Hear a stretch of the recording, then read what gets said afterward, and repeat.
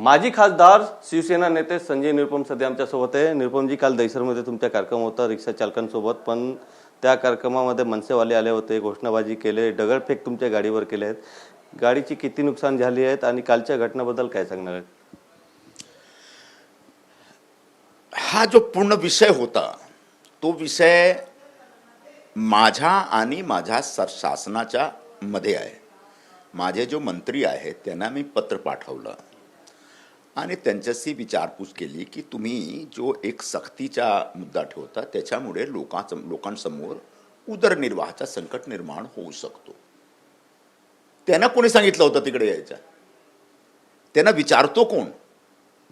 मला नंतर माहीत पडलं की एकदा जेव्हा आम्ही निघालो तिकडून, आम्ही निघत नव्हतं, पण पोलीसवाले असं सांगितलं की साहेब खूप टेन्शन आहे, जरासा तुम्ही निघा आता.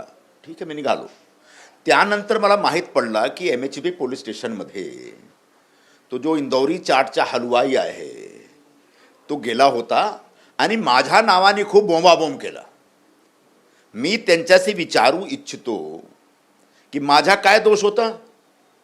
महाराष्ट्र शासनाने एक असा निर्णय घेतला की 1 मे पासून मराठी भाषाची सक्तीचा एक काम सुरू होईल आणि सर्व ऑटो चालक टॅक्सी चालकचा एक टेस्ट होईल मराठी भाषाच्या ज्ञानचा, आणि टेस्टमध्ये जेव्हा ते फेल झालेत तेव्हा त्यांचा परमिट रद्द होऊ शकतो. माझा विरोध एवढाच आहे, कोणाचाही रोजी रोटी धंदा तुम्ही छीनू नका. कारण असं आहे की जे सगळे गरीब आहेत, कमजोर आहेत, दिवस रात्र ऑटो चालवून टॅक्सी चालवून ते उदरनिर्वाह करतात. आणि हा विषय मी मंत्री महोदयांसमोर ठेवला. त्यांनी सांगितलं पुढच्या आठवडा आम्ही बसणार. त्यापुढे त्यापूर्वी मी असा विचार केला की त्यांच्याबरोबर त्यांच्यामध्ये जाऊन त्यांना सांगितलं पाहिजे की आम्ही तुमच्याबरोबर आहोत, काळजी करू नका, पूर्ण शासन तुमच्याबरोबर आहे आणि तुमच्यासमोर उपासाची जो परिस्थिती येऊ नये असा आम्ही इंतजाम करणार. त्याच्यामध्ये तू कसाला आलेत. आणि ज्याप्रमाणे त्यांनी माझ्या विरोधात नारे लावली, शिवीगाळ केलं, मी पण शिवीगाळ करू शकतो. पण मला शिवसेना आणि मनसेमध्ये वाद पेटायचा नाही. कारण शेवटी आम्ही शिवसेना प्रमुख बाळासाहेब ठाकरेचा जो विचार आहे त्या विचाराची बांधिलकी ठेवणारे लोक आहोत. त्यांचा पक्ष आहे किंवा उबाठा आहे किंवा आमचा पक्ष आहे. आम्ही जो बाळासाहेबांचा विचार काय होता, मराठी लोकांसाठी लढला पाहिजे. आम्ही पण लढतो, आम्ही पण मराठी लोकांसाठी काम करतो, मराठी भाषासाठी काम करतो. यामुळे आम्हाला त्यांच्या विरोधात काही बोलायचं नाही, त्यांच्याबरोबर काही वाद पेटवायचा नाही. मला पण येतो, जेव्हा मी काँग्रेसमध्ये होतो राज ठाकरेबद्दल काय काय बोललेलं आहे सगळं सोशल मीडियावर आहे, ते बघू शकतात. पण या विषयाला मला पुढे घेऊन जायचं नाही. मी जो गोरगरीब लोक आहेत त्यांच्याबरोबर एक काम करणारा माणूस आहे आणि मी करणार. त्यांना असं वाटत आहे की ते आलेत आणि माझ्या विरोधात नारे लावलेत आणि आम्ही थांबणार, असं नाही. मी थांबणार नाही, मी थांबू शकत नाही. मी लढणारा माणूस आहे, पुढे पण लढणार, या विषयाला पुढे घेऊन जाणार. शासनाकडून माझा पाठपुरावा चालू आहे. पुढे पण एक पत्र पाठवणार मी आणि पुढे पण मी ऑटो चालक रिक्षा चालक जो आहे त्यांची मीटिंग घेणार आणि त्यांच्यामध्ये जाऊन शासनाची जो भूमिका आहे तो स्पष्ट करणार.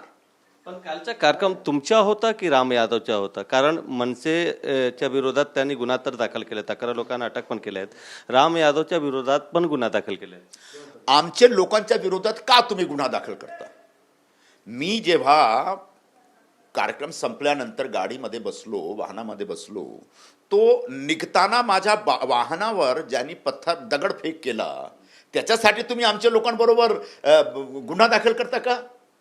मी राम यादवला सांगितलं होतं की त्या विभागात लोकांच्या फोन येत आहे आणि त्या विभागात खूप ऑटो चालक राहतात, तुम्ही जरा सगळ्यांना बोलवा, त्यांच्याबरोबर एक संवाद करतो. संवाद करण्यामध्ये काहीतरी गुन्हा आहे का?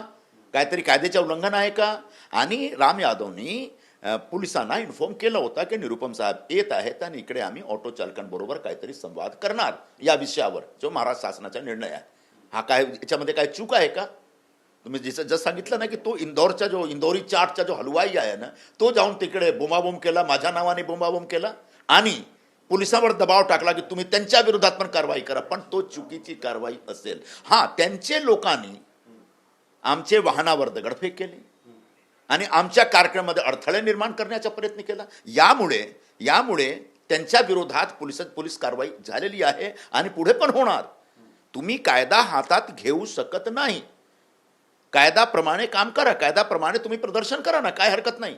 तुम्ही मोर्चा काढा, कायद्याच्या परवानगी घेऊन, पोलीसची परवानगी घेऊन तुम्ही एक प्रदर्शन मोर्चा काढू शकता. पण ज्याप्रमाणे आम्ही लोकांबरोबर संवाद करतो आणि तुम्ही येऊन अडथळे निर्माण करण्याचा प्रयत्न करता, शिवीगाळ करता आणि एक व्हायलेंट सिच्युएशन क्रिएट करता, तो चुकीचा आहे. आणि पोलिसांनी एक चांगला निर्णय घेतला, त्यांच्या विरोधात कारवाई केलेला आहे. 11 लोक अटक झालेले आहेत आणि 18 लोकांना आज बहुतेक कोर्टमध्ये पेश करणार. तुमच्या कार्यकर्त्यांच्या विरोधात देखील गुन्हा दाखल केलेला आहे. जी काही तुम्ही असेंब्ली केली होती, जमलेला होता, त्याची देखील परवानगी नव्हती आणि तुमचे राम यादव त्याच्यावर गुन्हा दाखल झाला. परवानगी म्हणजे काय असतो? आमच्या कार्यकर्त्यांनी लोकल पोलीस स्टेशनमध्ये इन्फॉर्म केला की संजय निरुपमजी येत आहेत आणि ऑटो चालकांबरोबर त्यांच्यामध्ये खूप संताप आहे, भीती निर्माण झालेला आहे. महाराष्ट्र शासनाच्या एक निर्णयामुळे त्यांच्याबरोबर संवाद करणार. तो संवाद करण्यासाठी काय पोलीसच्या परमिशन पाहिजे का? झोपडपट्टीमध्ये जाऊन लोकांबरोबर बसवून चर्चा करून काहीतरी जो त्यांच्या मनात आहे ते बाहेर काढून आम्ही काहीतरी प्रयत्न करतो, त्याच्यामध्ये चुकी आहे का? तो जो पोलीसवाला मी सांगितलं ना तुम्ही की इंदौरी चाटचा जो हलवाई आहे त्यांच्या दबावामुळे हा झालेला आहे आणि चुकीची कारवाई आहे पोलीसची.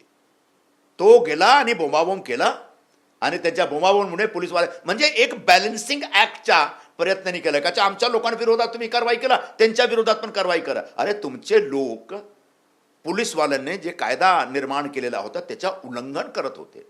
त्यांनी माझ्या विरोधात शिवीगाळ केला. त्यांनी माझा जो संवादाचा कार्यक्रम होता त्याच्यामध्ये एक अडथळे निर्माण करण्याचा प्रयत्न केला. ते एक व्हायलेंट सिच्युएशन क्रिएट करत होते. त्यामुळे त्यांच्या विरोधात कारवाई झाला. जेव्हा मी निघत होतो गाडीमध्ये, पोलिसांनी सांगितलं की साहेब आता खूप झालेलं आहे, आता तुम्ही जा. म्हणजे ठीक आहे, मी जातो. माझा काही असा इंटरेस्ट नाही आहे की इकडे टेन्शन क्रिएट केला पाहिजे. तो टेन्शन जास्त वाढू नको यासाठी मी एक चांगला नागरिक म्हणून मी गाडीमध्ये बसलो. जेव्हा आम्ही निघत होतो तो निघताना आमच्या गाडीवर दगडफेक केला. तो दगडफेक ज्यांनी केला त्यांच्या विरोधात कारवाई केलं पाहिजे की ज्यांच्या गाडीवर ज्यांच्या वाहनावर दगडफेक झालेला त्यांच्या विरोधात कारवाई करणार तुम्ही? हा एक विषय आहे. पोलीस भैयांना सपोर्ट करतायत कारण त्यांच्या मनसेच्या लोकांना अटक झाली, मराठी माणसाला सपोर्ट करत नाही, तसं देखील एक आरोप होत आहेत मनसेच्या वतीने तुमच्यावर. असा आहे, हा जो एक विक्टिमहुड आहे ना, विक्टिम कार्ड, पॅन कार्ड आहे, आधार कार्ड आहे, चालेल. विक्टिम कार्ड चालत नाही. तुम्ही कायद्याच्या उल्लंघन करता, लोकांना काम करून देत नाही, लोकांच्या विरोधात तुम्ही शिवीगाळ करता, नारे लावता, व्हायलेंट सिच्युएशन क्रिएट करता आणि जेव्हा पोलीस तुमच्या विरोधात कारवाई करतो तुम्ही सांगता की भैया आणि मराठी. हा आता वाद संपवा. आम्ही सगळे मुंबईकर आहोत, आम्हाला सगळ्यांना बरोबर काम करायचं आहे. आणि मराठी भाषाच्या नावाने जो तुम्ही जो एक रान उठवता, तुम्हाला विचारतो कोण? तुम्ही तो झिरोवर आउट होणारा पक्ष आहात. तुमचे पक्षाचे जे नेते आहेत, तुमचे साहेब, ते स्वतःच्या मुलांना निवडून येऊ शकले नाही. कुठे? दादरमध्ये, जिकडे सर्वात जास्ती मराठी भाषिक लोक आहेत. म्हणजे मराठी भाषिक लोक पण तुमचा जो गुंडगिरी आहे त्यांना ऍक्सेप्ट करत नाही, त्यांना अप्रूव्ह करत नाही.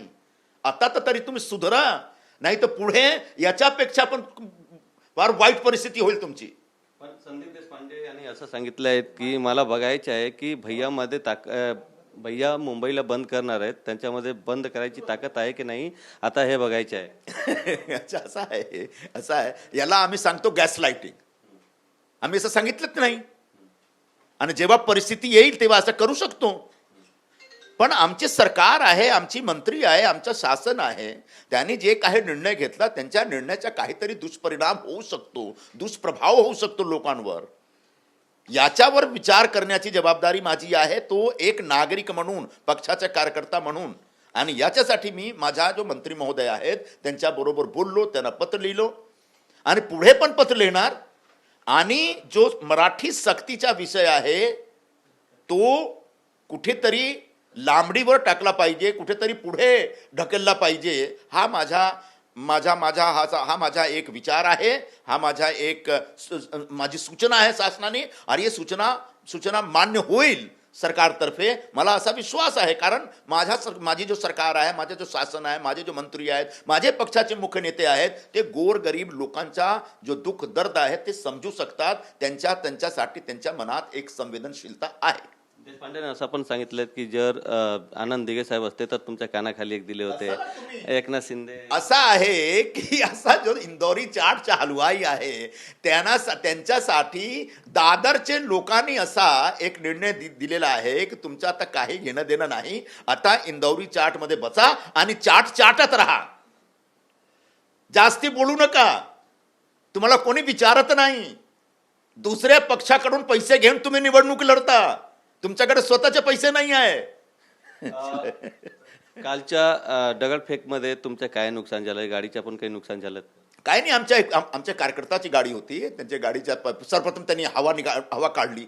अरे कसला हवा काढता बाबा, तुम्ही एक राजकीय कार्यकर्ता आहे, तो एक सिव्हिलाइज रीत्याने एक तुम्ही प्रदर्शन करा ना, काय हरकत नाही. कोणाची गाडीची हवा काढणार, गाडीवर दगडफेक करणार, हा सिव्हिलाइज तरीका आहे का? हा राजकीय विरोधचा तरीका आहे का? नाही ना, आता समजला पाहिजे. तुम्हाला संपूर्ण महाराष्ट्राने रिजेक्ट केलेला आहे. नगरपंचायत चुनावामध्ये तुम्ही निपटला, तुम्ही महानगरपालिकामध्ये कुठेही नाही, जिल्हा परिषद निवडणुकीमध्ये, पंचायत समिती निवडणुकीमध्ये, मुंबईमध्ये उबाठाबरोबर युती करून जेमतेम 4-5 सीट तुम्ही आणला.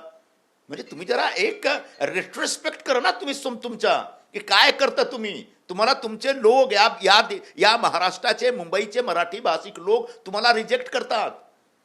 तुमचा जो एक स्टाईल आहे वर्किंगचा, तो मान्य नाही लोकांना. यासाठी तुमचा पक्ष दिवस पासून दिवस एक कमी होत आहे, कमकुवत होत आहे. याच्यावर जरा तुम्ही विचार करा ना. आता तुमची पुढची भूमिका काय असणार आहे? पुढे कुठे कार्यक्रम? चांगला प्रश्न आहे तुमचा. पुढची भूमिका म्हणजे मी थांबणारा माणूस नाही, मी लढणारा माणूस आहे. लढणार या विषयावर, शासनशी बोलणार आणि मंत्री महोदयांना पुन्हा पत्र लिहणार. आणि जो 1 मे पासून जो सक्तीचा विषय आहे तो विषय पुढे ढकलला पाहिजे, जेणेकरून इकडे ऑटो आणि टॅक्सी चालक जो लोक आहेत त्यांच्या समोर उपासाची संकट येऊ नये, उदरनिर्वाहाचा संकट येऊ नये, आणि त्यांच्या परमिट रद्द करण्याची जो धमकी आहे तो फारच चुकीचा आहे. तो कुठेतरी शासनाला पुनर्विचार केला पाहिजे अशी आमची मागणी आहे. तो आज शनिवार आहे, उद्या रविवार आहे, सोमवारी पुन्हा एक पत्र जाईल. पण तुम्ही परत कार्यक्रम घेणार आहात का? ऑटो रिक्षा चालकांसोबत, टॅक्सी चालक? ऑटो टॅक्सी चालकांचा फोन येत आहे. त्यांनी सांगितलं की आपके साथ बैठना है. म्हणजे ठीक आहे, जरा एक दोन दिवस मी पक्षाच्या कामासाठी बाहेर जाणार, महाराष्ट्राच्या दौऱ्यावर आहे. एकदा महाराष्ट्राच्या दौऱ्यावर परत आल्यानंतर पुन्हा आम्ही मिटिंग घेणार. व्हिडिओ जर्नलिस्ट नरसिंगचा गोविंद ठाकूर, TV9 मराठी, मुंबई.